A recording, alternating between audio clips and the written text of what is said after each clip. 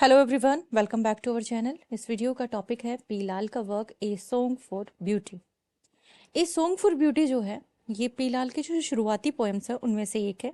ये poem we के गोकाक के द्वारा ये एडिटेड हुई थी और पब्लिश्ड हुई थी ये साहित्य अकेडमी के द्वारा। ठीक है, it was later also printed, बाद में ये प्रिंटेड हुई the collected poems of P Lal और पब्लिश हुई थी बाय राइटर्स वर्कशॉप इन 1977। इस पोएम में पोइट जो है वो बहुत ही अलग तरीके से ब्यूटी की बात कर रहा है, डिफरेंट तरीका है ब्यूटी की बात करने का। यानी सुंदरता के बारे में पोइट एक्चुअली जब लिखते हैं तो सुंदरता को सोर्स बताते हैं अपनी इंस्पिरेशन का, सुंदरता को सोर्स बताते हैं अपने मन को सुकून देने का।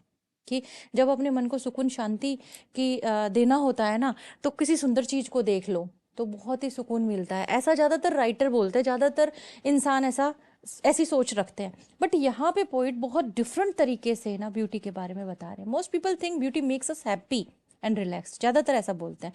But the speaker in the poem feel something unusual, कुछ अनयूजुअल सा फील कर रहा है यहाँ पे speaker. He says that too much beauty around him feels tiring and disturbing.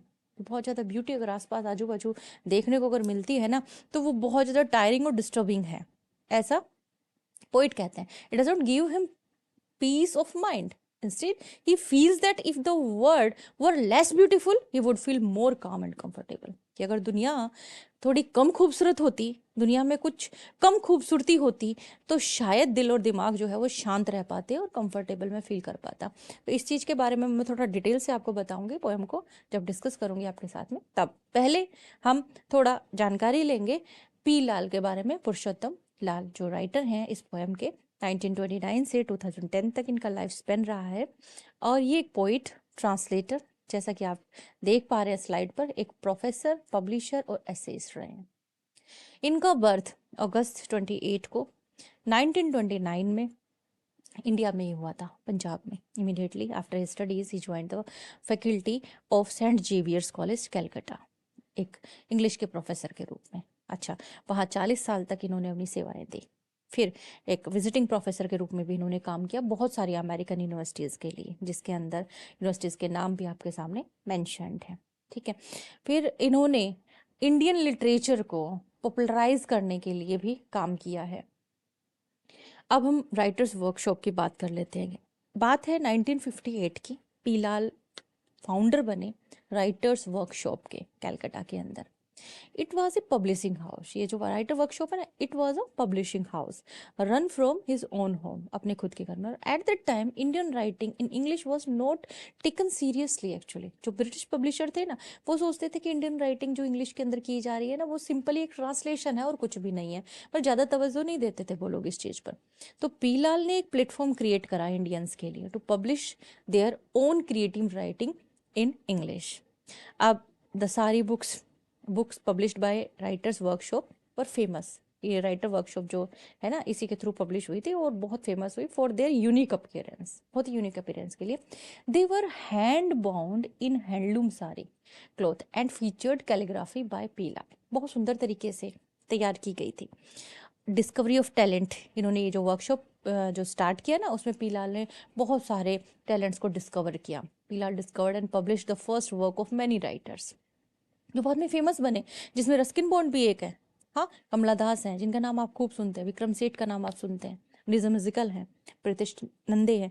तो इस तरीके से ये टैलेंट को सर्च करने वाले भी बने, जो लोग एग्जिस्टेंस में नहीं आ पा रहे थे किसी वजह से। तो ये वर्कशॉप जो इन्होंने स्टार्ट किया, उसमें पी लाल ने मौका दिया इन लोगों को अपने वर्क को पब्लिश करवाने के लिए। P Lal as a translator, P Lal referred the term transgression over translation. He believed a translator must capture the spirit and readability of the original work actually, क्योंकि इन्होंने बहुत सारे वर्क्स को ट्रांसलेट किया है जिसमें रामायण, भगवत गीता, उपनिषद वगैरह इसके अंदर हैं। तो महाभारत जो है उसके बारे में भी इनके बारे में अगर अपन पूरी डिटेल जानते तो महाभारत को इन्होंने ट्रांसलेट किया। और इस प्रोजेक्ट को, इस इतने बड़े प्रोजेक्ट को इन्होंने कंप्लीट करने के लिए 20 साल का टाइम लिया था। 20 साल इन्होंने अपने जीवन के उसके अंदर लगाए थे। बहुत सारे संस्कृत क्लासिक्स जो हैं इन्होंने इंग्लिश में ट्रांसलेट किए हैं। P Lal as a poet भी बहुत जानी मानी हस्ती रहे हैं। ये he was known for his lyrical grace, irony and modern sensibility. famous इनके collection में The Parrot's Death है, Loves the First है, The Collected Poems of P. लाल है। पद्मश्री से नवाजा गया इनको 1970 के अंदर द गवर्नमेंट ऑफ इंडिया के द्वारा। वो भी किस लिए? इनकी बहुत ही शानदार जो लिटरेचर के लिए सर्विस रही है उसके लिए।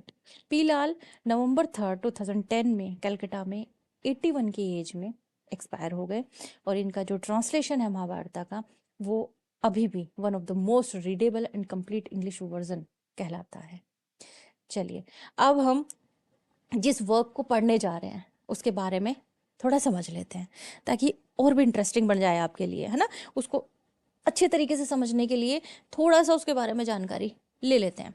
ये जो है ए सॉन्ग फॉर ब्यूटी, ये जो वर्क है जो कि पी लाल ने लिखा है, ये प्रेजेंट करता है बहुत ही अनयूजुअल आइडिया सुंदरता के बारे में, ब्यूटी के बारे में। क्योंकि देखो टाइटल बता रहा है ए सॉन्ग, यानी पोएम है एक, ए सॉन्ग फॉर ब्यूटी, ब्यूटी के लिए लिखी गई है एक poem. A song for beauty यानी गीत है जो सुंदरता के लिए लिखा गया है, लेकिन उसके अंदर इस राइटर ने और सबसे अलग हटकर बात कही है। और वो बात क्या कही है कि ज़्यादातर लोग ये कहते हैं कि सुंदरता जो है वो रिलैक्स करती है माइंड को, खुशी देती है, लेकिन स्पीकर क्या कह रहे हैं यानी पी लाल क्या कह रहे हैं कि सुंदरता जो है ना वो परेशानियां पैदा कर रही है। He says that if the world were less beautiful and his eyes did not keep noticing beauty everywhere, he would feel peaceful। अब कैसे, देखिए मैं बताती हूँ आपको।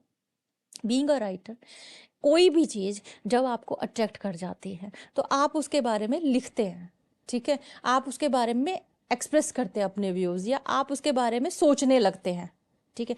तो एक राइटर होने की लिहाज से वो ये कहते हैं कि दुनिया में बहुत सारी चीज़ें खूबसूरत हैं, बहुत सारी चीज़ें हैं खूबसूरत। मतलब मैं किस चीज़ के बारे में लिखूं और किस चीज़ को छोड़ दूं, मतलब मैं हमेशा ही, मेरा दिमाग चलता रहता है, कभी मुझे कुछ ब्यूटीफुल लग जाता है, कभी कुछ ब्यूटीफुल लग जाता है। मतलब मैं तो हर टाइम मेरे माइंड को ना शांत कर ही नहीं पाता हूँ, हर टाइम मेरा माइंड जो है वो वर्क में ही लगा रहता है। तो from the very beginning, means मैं एक पोइट के पॉइंट ऑफ व्यू से, एक राइटर के पॉइंट ऑफ व्यू से आपको एक ये बात बता रही हूँ कि ब्यूटी जो है ना वो मेरी आइज़ को अट्रैक्ट करती है, मेरी आइज़ को अपने अंदर मतलब बांध लेती है। तो मैं चाहकर भी नकार नहीं पाता हूँ इस चीज़, मतलब सोचे बिना रह नहीं पाता हूँ।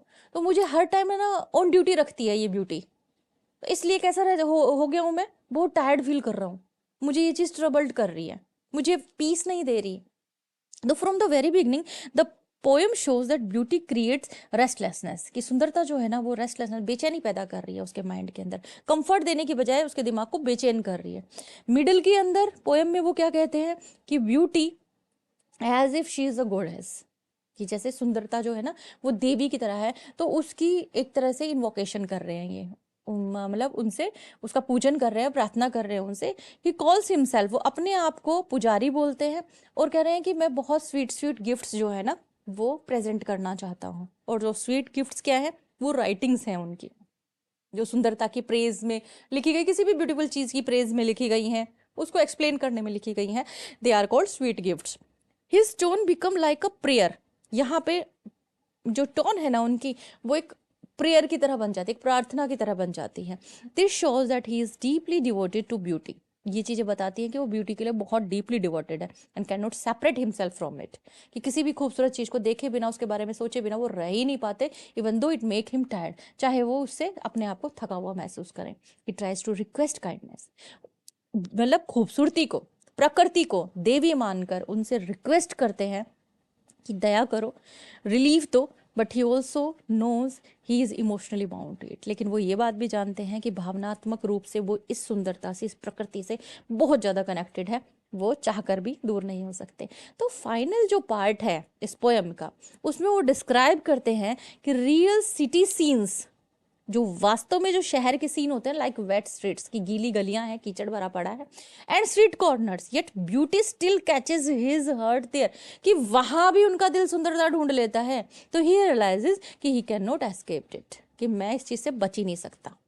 यानी पोएम जहां से शुरू हुई थी वहीं पर खत्म हो गई, कि because his eyes are train to see beauty everywhere, कि उनकी आंखों को जैसे आदत हो गई है, वो ट्रेंड हो गई हैं ब्यूटीफुल चीज होगी तो उसे देखेंगे, और देखेंगे तो उसके बारे में सोचेंगे, और सोचेंगे तो उसके बारे में लिखेंगे। तो poem ends with the feeling that he is trapped, beauty से ट्रैप्ड है वो, in this condition being sensitive and artistic bring inspiration but it also takes away his inner peace. लेकिन इस चीज की वजह से क्या होता है, इंस्पिरेशन तो मिलती है ब्यूटीफुल चीज से, लेकिन इनर पीस जो है ना, कहते हैं वो मेरा कहीं गायब हो गया है, कि मैं अपने आप को सिर्फ वहीं तक सीमित नहीं रख पाता कि कोई चीज अगर मुझे खूबसूरत लग रही है तो मैं देख कर बस अपने माइंड को रिलैक्स कर लूं, यहां तक नहीं, मैं उसके बारे में सोचने लगता हूँ और फिर लिखने लगता हूँ।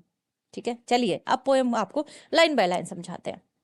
If it were less beautiful and my eyes did not catch beauty, याद रखिए, if it were less beautiful, कोई भी चीज है, कहता है कि अगर ये कम सुंदर होता, दुनिया, ये नज़ारा, ये आसपास का कोई भी व्यू है जिसके बारे में वो बात करें, कि if it were less beautiful, कि अगर ये कम सुंदर होता, and my eyes did not catch beauty, और मेरी आंखें सुंदरता को नहीं देखती या नहीं पकड़ती, तो if in the morning my eyes did not catch beauty I would have piece, तो सुबह सुबह भाई मेरी आंख खुली ही है, तो इस सुबह सुबह का जो भोर है, ये सुंदरता जो है, सूरज का उगना, चारों तरफ चिड़ियाओं का चहचहाना, जो भी खूबसूरती है, इनको मेरी आंखें कैच नहीं करती, और मैं किस में होता, शांति में होता, कि मुझे शांति मिल जाती।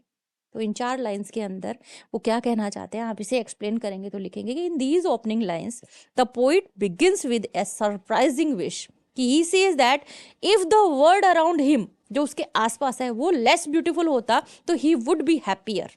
Most people wake up in the morning hoping to see something lovely, जैसे सनराइज है, फ्लावर है, लेकिन हमारे राइटर कह रहे हैं कि काश कि मेरे आंखें जो हैं ब्यूटीफुल चीज को ना पकड़ती, ना देखती, ना अट्रैक्ट होती, तो मुझे शांति मिल जाती।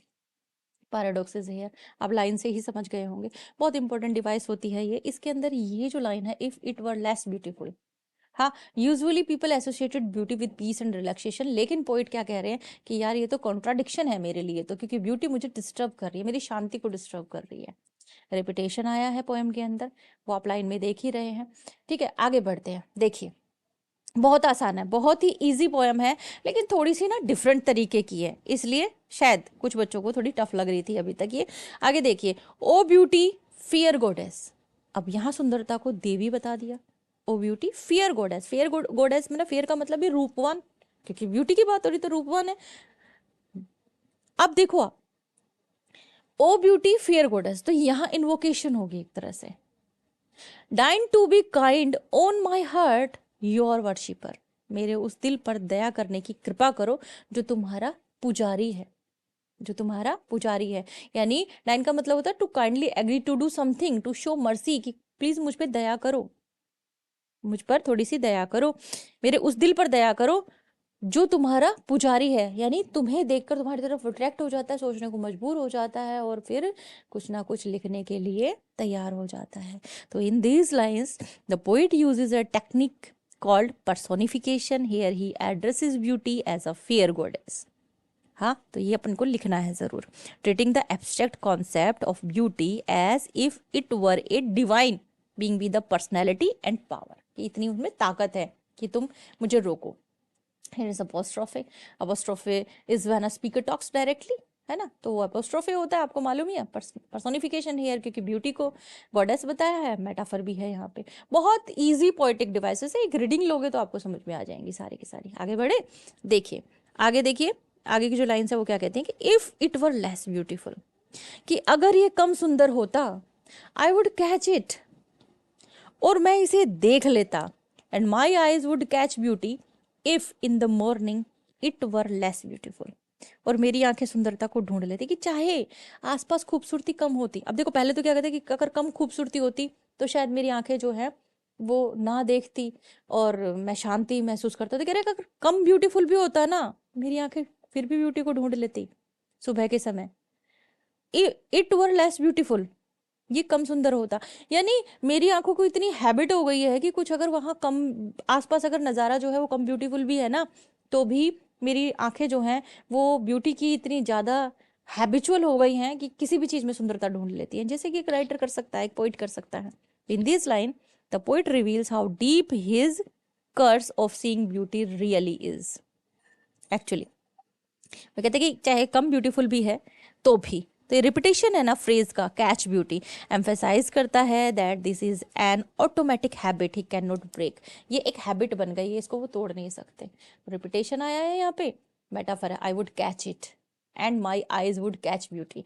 तो as before the word catch जैसे यूज हुआ है, एक मेटाफर सजेस्ट कर रहा है कि आईज आर लाइक नेट, जैसे किसी चीज को ट्रैप कर लेती है उस तरीके की आंखें हैं, तो मेटाफर के रूप में यूज हुआ है। आयरनी है कि it were less beautiful, I would catch it if it were less beautiful. तो इट इज आयरनिक ना, क्योंकि कम खूबसूरत होता है तो अपन लोग तो क्या करते हैं, नेगलेक्ट करके निकल लेते हैं, चल लेते हैं। कुछ जो कोई चीज अट्रैक्ट करती है तो रुकते हैं वहां पर, देखते हैं ध्यान से। तो हियर इज आयरनी।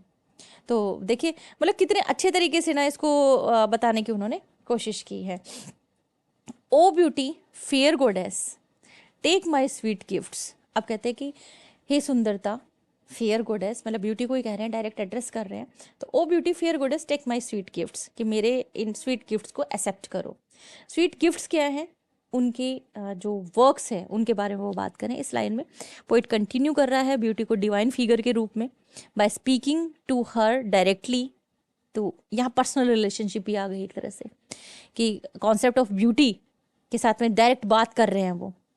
अब यहाँ पे एक तरह से अल्टीमेटली ये जो एक्ट है गिविंग गिफ्ट एक्सप्लेन करता है कि why he has no peace if he is constantly giving away his sweet gifts and his energy and focus to beauty, he has nothing left for himself.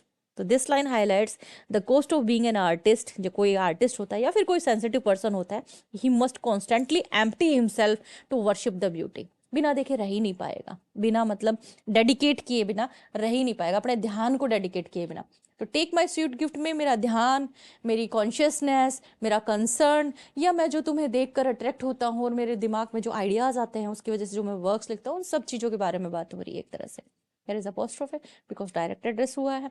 Personification here because fair goddess, पहले भी discuss कर चुके हैं इस चीज़ को। Metaphor भी है sweet gifts, how it is, ये देख लीजिए। गिफ्ट मेटाफर है पोइट की पोएम्स के लिए, अटेंशन के लिए, इमोशनल एनर्जी के लिए, जो मैंने अभी अभी आपको बताया। ये कोई भी चीज समझ लीजिए, वो ब्यूटी को ही तो दे रहा है ना अपना ये सब कुछ, तो ये गिफ्ट ही है पोइट की तरफ से। अब देखिए, and also perhaps if I would not catch beauty as I turn the corner. और मतलब कहते हैं और शायद साथ ही अगर मैं कोने पर मुड़ते समय किसी भी ब्यूटीफुल चीज को नहीं देखता, तो अफसोस है मुझे, alas means hi, if beauty would not come on the sudden street, कि अगर सुंदरता उन भीगी हुई सड़कों पर नहीं आती। सडन का मतलब होता है थोरली सॉक्ड विद वाटर, जहां पर बहुत ज्यादा कीचड़ हो गया हो, पानी बहुत ज्यादा बकेट दिया गया हो।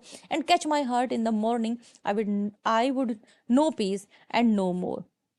कि स्टार्टिंग से देखिए कि और साथ ही शायद अगर मैं कोने पर मुड़ते समय सुंदरता को नहीं देखता, तो हाय, सुंदरता उन भीगी हुई सड़कों पर नहीं आती और सुबह मेरे दिल को नहीं जगड़ती और मुझे शांति मिल जाती। और फिर कभी नहीं, fair goddess supplicate with sweet gifts my heart your worshipper, कि ये जो स्वीट गिफ्ट्स है ना, उनके साथ विनती करता मेरा दिल जो तुम्हारा पुजारी है। नहीं मिल पाता, कि अगर नहीं मतलब दोबारा से वही चीज आ गई फिर से इन लाइंस के अंदर। ये जो फाइनल लाइंस हैं इसके अंदर पीलाल क्या बताना चाह रहे हैं, कंक्लूड कर रहे हैं सेक्शन को। पोइट मूव कर जाते हैं अपने फोकस से एब्स्ट्रैक्ट विश की तरफ। वो डिस्क्राइब करते हैं कि finding beauty even in ugly wet street which proves he can not escape it, कि कुछ खूबसूरत हो या नहीं हो, मैं अपनी आंखों को बचा ही नहीं पाता किसी भी चीज की तरफ अट्रैक्ट हुए बिना। मैं गीली सड़कों पर को भी, कीचड़ से भरी हुई सड़कों के अंदर भी ब्यूटी ढूंढ लेता हूँ। यानी desperate wish to be free from the burden of worshipping the fair goddess, कि तुम मेरे से ले लो ये क्वालिटी। हाँ, ये सारे मैं अब ज़्यादा मतलब कहने का मतलब ये कि अब ये सब चीज़ें मुझसे ले लो, कि मैं इन चीज़ों से अट्रैक्ट होना बंद हो जाऊँ, ताकि मुझे अब काम करना ना पड़े ज़्यादा और मैं बस आराम करूँ, मैं मतलब मेरे माइंड को थोड़ा पीस मिले। पोइट यहाँ डिस्क्राइब करता है कि how beauty catches him by surprise, he mentions turning the corner suggesting that beauty is not something he six out, कि वो जो देखना चाहते हैं उसी के अंदर खूबसूरती देखे, ये ज़रूरी नहीं है। जो उन्हें नज़र आ रहा है ना, उसके अंदर भी वो खूबसूरती ढूंढ ही लेते हैं। तो कंक्लूड करते हैं bye expressing he would do if this beauty stopped catching him. He says that if he could walk this street without being moved by them, he would finally know peace. वो imagine करते हैं, कहते हैं इसको, मतलब बताते हैं कि जो पोइट है ना वो फ्रीडम के लिए तड़प रहे हैं। तो यहाँ पे वो कह रहे हैं कि मैं आपको ये स्वीट गिफ्ट देना बंद करना चाहता हूँ, यानी ये जो राइटिंग्स जो है ना इनको करना मैं बंद करना चाहता हूँ, मैं इससे रिलीज मांग रहा हूँ। वो मतलब कंप्लीटली ये कह रहे हैं कि एक पोइट जो है और एक ब्यूटी जो है वो जब एक दूसरे के साथ कनेक्टेड होते हैं ना कोई ना कोई राइटिंग आती ही आती है, कोई ना कोई नया काम जो है एग्जिस्टेंस में आता ही आता है। और एक बहुत भारी काम है, कहता है बस एक पल के लिए मैं ये चाहता हूँ कि इस बोझ को नीचे रख दूं, शांति से अपना दिल जो है वो बिल्कुल सुकून वाला बना लूं, मतलब अब मैं ये काम नहीं करना चाहता। सो डेmonstrate here is alliteration, personification is here because poet जो है ह्यूमन एक्शंस जो एब्स्ट्रैक्ट आइडिया को दे रहा है, दैट इज ब्यूटी। तो आप देखिए कि बहुत ही प्यारी सी ये पोयम थी। अब इसके बारे में थोड़ा सा जान ले कि पोयम किस तरीके से लिखी गई है। जब अपन एक ही लाइन में मतलब किस तरह से इस पोयम के बारे में बता सकते हैं कि कैसे लिखी है, इसमें क्या मैसेज क्या स्ट्रक्चर है, इन सब चीज़ों को जान लेते हैं। तो सिंपल है, पी लाल ने इसको लिखा है। स्ट्रक्चर जो है ना सॉन्ग ऑफ ब्यूटी का वो एक्चुअली स्पीकर के मेंटल जर्नी पर बेस्ड है, किसी भी फिजिकल एक्शन या कहानी पर बेस्ड नहीं है। पोयम डेवलप होती है धीरे धीरे, 3 इमोशनल स्टेजेस आती हैं that show how his thought about beauty change and then return to the same point, वापस वहीं पर घूम के आ जाते हैं। पहला व्हाट इफ से शुरू होता है, यानी सोच के साथ शुरू होता है। स्पीकर कहता है कि if the world were less beautiful then his eyes did not keep noticing beauty, यहाँ से शुरुआत होती है। फिर वो इन्वोकेशन करते, प्रार्थना करते हैं ब्यूटी से, कहते हैं कि ब्यूटी जो है वो एक देवी की तरह है, और वो प्रे करते हैं, रिक्वेस्ट करते हैं कि तुम मेरे लिए थोड़ी दया करो। हाँ, he calls himself her worshipper and offers gift, अपने आप को ब्यूटी का पुजारी बताते हैं और उनको अपने गिफ्ट जो है ऑफर करते हैं। सॉरी। उसके बाद रियलिटी क्या है, लास्ट जो पार्ट है उसमें वो बात करते हैं रियल प्लेसेस की, लाइक वेट सिटी, मतलब वास्तविकता के अंदर पोइट जो है वो इमेजिनेशन भी अपनी यूज़ करते हैं। कोई चीज़ होती है जैसे मान लो कोई किसी लेडी जो है उसकी ब्यूटी की तारीफ कर रहे हैं, तो ब्यूटी की तारीफ कर रहे हैं तो बहुत सारे एग्जांपल्स जो हैं, जैसे चांद जैसा सुंदर चेहरा, इस तरीके से बातें नहीं करते हैं। तो ये वो बोलते हैं कि अगर रियल प्लेसेस की भी बात करते हैं ना, लाइक वेट सिटी स्ट्रीट्स, तो वहां पर भी ब्यूटी देख लेते हैं वो। तो कुछ तो खूबसूरती थोड़ी बहुत होती है, कुछ पॉइंट ऐसे होते हैं कि खूबसूरती नहीं भी होती तो उसमें भी खूबसूरती ढूंढ लेते हैं। तो ब्यूटी वो रियलाइज करते हैं ब्यूटी इज एवरीवेयर, तो इस वजह से वो उससे नहीं बच सकते। तो पोएम एंड होती है वहीं से जहां पर ये खत्म होती है। इसका मतलब he stuck in his feeling. Form जो है वो फ्री वर्ड्स है, कोई फिक्स्ड राइम नहीं है, कोई फिक्स्ड मीटर नहीं है, एक नेचुरल स्पीच की तरह लगता है। थीम देख लो आप, the burden of beauty. Beauty यहाँ पे एज अ बर्डन बताई गई है, प्लेजर नहीं बताया गया। स्पीकर जो है टायर्ड फील करता है, पीसफुल फील नहीं करता। Conflict between beauty and peace भी इसका एक थीम निकलता है कि beauty and peace are shown as opposite here, जबकि वैसे ये इंटरकनेक्टेड माने जाते हैं। Beauty makes the mind active and emotional. एक थीम यहाँ पे इन एस्केपेबिलिटी ऑफ ब्यूटी भी बनता है।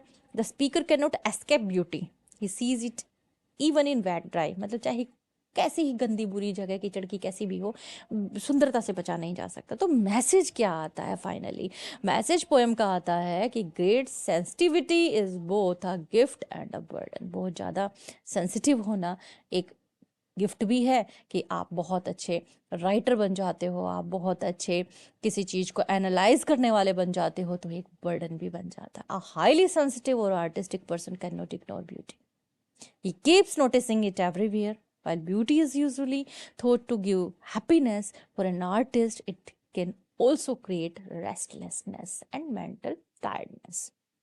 तो एक लाइक कर दीजिए, जल्दी से शेयर कर दीजिए ताकि जिनको भी नीड है ना ये वर्क उन्हें मिल जाए जल्दी से जल्दी। चैनल को सब्सक्राइब करे बिना नहीं जाना है, प्लीज़ सब्सक्राइब कर लीजिए चैनल। Thanks for watching.